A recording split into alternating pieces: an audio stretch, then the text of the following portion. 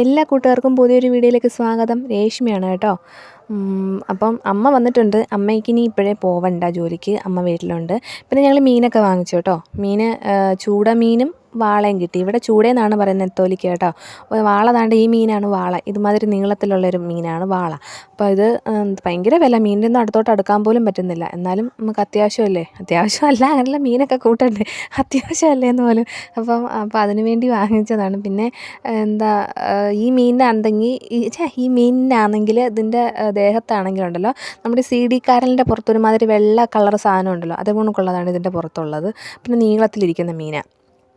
അങ്ങനെ അത് വാങ്ങിച്ചു. പിന്നെ അത് വെട്ടുകയാണ്. അമ്മ അപ്പുറത്തിരുന്ന പാത്രം കഴുകുന്നുണ്ട്. ഞാൻ വിചാരിച്ചു മീനൊക്കെ വെട്ടാം, ജോലിയൊക്കെ പെട്ടെന്ന് ഒതുക്കാം. അമ്മ വന്നതല്ലേ, കുറേ കാര്യങ്ങളൊക്കെ പറയാനൊക്കെ ഉണ്ടല്ലോ. അപ്പോൾ അങ്ങനെ ഇരിക്കുകയാണ്. പിന്നെ ഈ ഒരു സൗണ്ട് ഡിസ്റ്റർബ് കാണാം. അപ്പുറത്തെ അമ്പലത്തിൽ സപ്താഹമുണ്ട്, മല്ലട അമ്പലത്തിൽ ഭാഗവത പാരായണമുണ്ട്. അപ്പോൾ അതിൻ്റേതായിട്ടുള്ള രീതിയിലുള്ളൊരു സൗണ്ട് ഡിസ്റ്റർബ് കാണും. എല്ലാവരും ഒന്ന് ക്ഷമിക്കണം കേട്ടോ. പിന്നെ ഞാൻ കരുതി അപ്പോൾ വാള വറക്കാം, ചൂട തോരൻ വെക്കാം എന്നൊക്കെ വിചാരിച്ചാണുള്ള പ്ലാനിലാണ്. അപ്പം വറക്കാനായിട്ട് എടുത്തേക്കാണ്. എല്ലാവരും ചെയ്യുന്ന പോലെ തന്നെ മുളക് പൊടി, മഞ്ഞൾപ്പൊടി, ഉലുവപ്പൊടി, കുരുമുളക് പൊടി, ഉപ്പ് ഇത്രയും കൂടി ഇട്ടിട്ട് എല്ലാം പുരട്ടിയിട്ട് എണ്ണയ്ക്കകത്ത് കറിവേപ്പില വെച്ചു. അങ്ങനെ മീൻ കഷ്ണങ്ങൾ പറക്കിയിട്ട് തിരിച്ചും മറിച്ചിട്ട് വറുത്ത് അങ്ങനെ തന്നെയാണ് എടുക്കുന്നത്. പിന്നെ മീൻ വറക്കാനൊന്നും പഠിപ്പിക്കുകയൊന്നുമല്ല, എങ്കിലും ഞാനങ്ങ് പറഞ്ഞതേ ഉള്ളൂ. ഇപ്പോഴും ചില ആൾക്കാർക്ക്, ചില അനിയന്മാർക്ക്, അനിയത്തിമാർക്കൊക്കെ ഇപ്പോഴും പാചകങ്ങളൊന്നും അറിയത്തില്ലായിരിക്കും. അപ്പോൾ അവർക്ക് വേണ്ടിയാണ് ഞാൻ ഈ ഓരോ കറികൾ വെക്കുന്നത് എടുത്തെടുത്ത് പറയുന്നത് കേട്ടോ. പിന്നെ തേങ്ങയൊക്കെ തിരുമിയെന്ന് പറഞ്ഞാൽ നമുക്ക് ചൂട പറ്റിക്കണം, പിന്നെ മോര് കാച്ചണം, ചീനി വേവിക്കണം. അപ്പോൾ ഇതിനൊക്കെ വേണ്ടിയാണ് തേങ്ങ തിരുമിയത്. പിന്നെ അമ്മയും ഞാനും കൂടെ അടുക്കളയിൽ അവിടെ ഭയങ്കര തകൃതിയിൽ എന്തൊക്കെയോ അങ്ങോട്ടും ഇങ്ങോട്ടും ജോലിയാണ്. അമ്മ ഇടയ്ക്ക് വരുന്നു, പുറത്തോട്ട് പോകുന്നു, വീണ്ടും വരുന്നു. അപ്പം ഞാനവിടെ അടുക്കളയിൽ നിന്ന് കറികൾ വെക്കുക. അമ്മയെക്കൊണ്ട് കുറച്ചൊക്കെ ജോലികൾ മാത്രമേ ചെയ്യിപ്പിച്ചുള്ളായിരുന്നു. കഷ്ടമല്ലേ, പോയി ജോലിയൊക്കെ ചെയ്തിട്ട് വന്നതല്ലേ. അപ്പം ചോറിനുള്ള അരി അടുപ്പേ കിടക്കുന്നു. പിന്നെ ഇനി ചെയ്യണമെന്ന് പറഞ്ഞാൽ നമുക്ക് ചൂട പറ്റിക്കണം, തോരൻ വെക്കണം. അപ്പോൾ അതിനായിട്ട് ഞാൻ ചെയ്യുന്ന രീതി ഇങ്ങനെയാണ് കേട്ടോ. സവോള ഇട്ടിട്ട് പിന്നെ അതിലേക്ക് ഇഞ്ചി അരിഞ്ഞിടും, ഒരു ചെറിയ കഷ്ണം ഇഞ്ചി അരിഞ്ഞിടും. പിന്നെ ഉണ്ടമുളകും നമ്മുടെ വീട്ടിൽ ആവശ്യത്തിനുണ്ടല്ലോ. ചാച്ചൻ കൃഷിക്കകത്ത് കൊണ്ടുവരുന്ന നല്ല എരിയുള്ള, നല്ല മണമുള്ള നല്ല ഉണ്ടമുളകുണ്ട്. അപ്പോൾ ഒരു മുളക് ഇട്ടാൽ മതി, അല്ലെങ്കിൽ കറി കൂട്ടാൻ പറ്റത്തില്ല, അത്രയ്ക്ക് എരിയാണ്. അപ്പോൾ ഒരു മുളക് മാത്രമേ ഇട്ടിട്ടുള്ളൂ. പിന്നെ കറിവേപ്പില ഇട്ടു. പിന്നെ അതിലേക്ക് ഞാൻ ചതച്ച തേങ്ങ ഇട്ടിട്ടുണ്ട്. പിന്നെ മഞ്ഞൾപ്പൊടി, ഉലുവാപ്പൊടി, കുരുമുളക് പൊടി ഇത്രയും കൂടി ഇട്ടിട്ട് നമ്മൾ ആവശ്യത്തിന് വെള്ളം വെച്ച് പറ്റിക്കുക. അമ്മ വെളിയിൽ നിന്ന് ചീനി അരിയുക കേട്ടോ. ഇത് കറി തിളച്ച് കഴിയുമ്പോൾ അതിലേക്ക് കുറച്ച് മാങ്ങ ഇടണം, മാങ്ങ പുളിക്ക് വേണ്ടി. പിന്നെ ഞാൻ ചീനി പുരട്ടുന്ന രീതിയാണ് കാണിക്കുന്നത്. ഒരു പ്രാവശ്യമെങ്കിലും നിങ്ങൾ ഇങ്ങനെ ഒന്ന് ചീനി പുരട്ടി നോക്കണേ, നല്ല രുചിയാണ് കേട്ടോ. അപ്പോൾ എങ്ങനെയാണെന്ന് ചോദിച്ചു കഴിഞ്ഞാൽ വെളുത്തുള്ളി ചതച്ചിടും, ജീരകം, പിന്നെ മഞ്ഞൾപ്പൊടി, കറിവേപ്പില, ഉപ്പ്, പിന്നെ തേങ്ങ, ഇത്രയും സംഭവങ്ങളും കൂടി ഇട്ടിട്ട് നമ്മൾ വേവിച്ച് വെച്ചേക്കുന്ന ചീനിക്കകത്തോട്ട് ഇത്രയും കൂടി ഇട്ടിട്ട്, ചീനി എന്ന് പറഞ്ഞാൽ ഓരോ നാടുകളിൽ കപ്പ എന്ന് പറയും, അത് തന്നെയാണ് നമ്മുടെ ഇവിടെ നാട്ടിൽ ചീനി എന്ന് പറയുന്നത്. അപ്പോൾ ഇത് നന്നായിട്ട് ഇളക്കുക, എന്നിട്ട് കഴിക്കണം. നല്ല ടേസ്റ്റ് ആട്ടോ. ഒരു പ്രാവശ്യമെങ്കിലും അങ്ങനെ ചെയ്ത് നോക്കണേ. പിന്നെ ഉച്ചക്കത്തേക്കുള്ള എല്ലാം റെഡിയായി. ചോറ് വെന്തിട്ടുണ്ട്.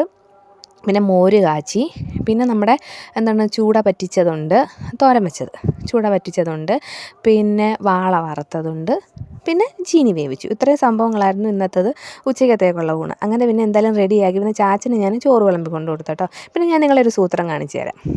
ഇതാണ് ഞങ്ങളുടെ കിണർ. ഈ കിണറ്റിലെ വെള്ളം കണ്ടോ, സ്ക്വാഷ് കലക്കിയതുപോലെ. ഈ വെള്ളമാണ് ഞങ്ങൾ പാചകത്തിനും ഒക്കെ എടുക്കുന്നത്. പക്ഷേ ഇത് ഈ ഒരു രീതിയിലല്ല എടുക്കുന്നത്, ഇത് നന്നായിട്ട് തെളിച്ചാണ് എടുക്കുന്നത്.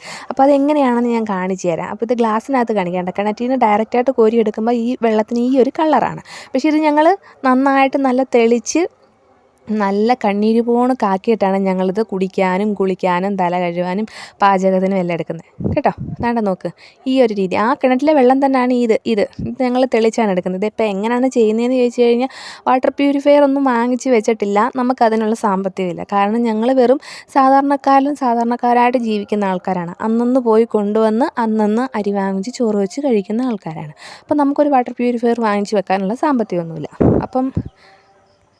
അപ്പം വീണ്ടും ദാരിദ്ര്യം പറയാൻ വന്നതൊന്നും അല്ല കേട്ടോ. അപ്പോൾ ഇത് ഞങ്ങളെപ്പോലെ സാധാരണക്കാരായിട്ടുള്ള ആൾക്കാർക്ക് ഇതൊരു ഉപകാരമാകട്ടെ എന്ന് കരുതിയാണ് ഞങ്ങൾ വെള്ളം ക്ലീൻ ചെയ്തെടുക്കുന്നത്. എങ്ങനെയാണെന്ന് ചോദിച്ചു കഴിഞ്ഞാൽ, നമ്മളെടുക്കുന്ന പാത്രത്തിൻ്റെ ചുവട്ടിൽ ഒരു 1-2 തുള ഇട്ട് കൊടുക്കുക. അതിൻ്റെ മുകളിൽ നല്ല കോട്ടൺ തുണി ഉണ്ടല്ലോ, കോട്ടൺ തുണി ഇങ്ങോട്ട് മടക്കി വെച്ച് കൊടുക്കുക. എന്നിട്ട് അതിൻ്റെ മുകളിൽ കോട്ടൺ തുണിക്കകത്ത് കുറച്ച് മണൽ, എന്നിട്ട് അതിൻ്റെ മുകളിൽ കുറച്ച് ചിപ്സ് ഉണ്ടല്ലോ, മെറ്റിൽ, അതിട്ട് കൊടുക്കുക. എന്നിട്ട് അതിനകത്തിലേക്ക് നമ്മൾ എത്ര ചെളിയായിട്ടുള്ള വെള്ളം ഒഴിച്ചാലും അതിങ്ങനെ നല്ല ശുദ്ധമായിട്ടുള്ള കണ്ണീര് പോലുള്ള വെള്ളം കിട്ടും. അപ്പോൾ ഇങ്ങനെയാണ് ഞങ്ങൾ വെള്ളം തെളിച്ചെടുക്കുന്നത്. അപ്പം ഈ ഒരു രീതിയിലാണ് എല്ലാ സമയങ്ങളിലും ഞങ്ങളുടെ കിണറ്റിലെ വെള്ളം ഈ ഒരു സ്ക്വാഷ് കലക്കിയതുപോലെ അല്ല കേട്ടോ. ഈ മാർച്ച് മാസമാകുമ്പോൾ, അതായത് ഉണക്കാവുന്ന സമയത്ത് മാത്രമേ ഉള്ളൂ ഈ വെള്ളം ഇങ്ങനെ ഈ ഒരു കളറിൽ വരുന്നത് കേട്ടോ. അപ്പം ഇത്രയേ ഉള്ളൂ വിശേഷങ്ങൾ. ആർക്കെങ്കിലും ഉപകാരമാകട്ടെ എന്ന് കരുതിയാണ് ഞാൻ ഈ ഒരു വീഡിയോ ഇങ്ങനെ ഇതിനകത്തിൽ ഉൾപ്പെടുത്തിയത്. അപ്പം ഇന്നത്തെ വിശേഷം ഇത്രയൊക്കെ ഉള്ളൂ. എല്ലാവർക്കും ഇഷ്ടപ്പെട്ട് കാണുമെന്ന് ഞാൻ കരുതുന്നു. അപ്പോൾ വീണ്ടും നമുക്ക് നല്ലൊരു വീഡിയോ ആയിട്ട് വരാം. അതുവരേക്കും take care, bye bye, Tata, thank you.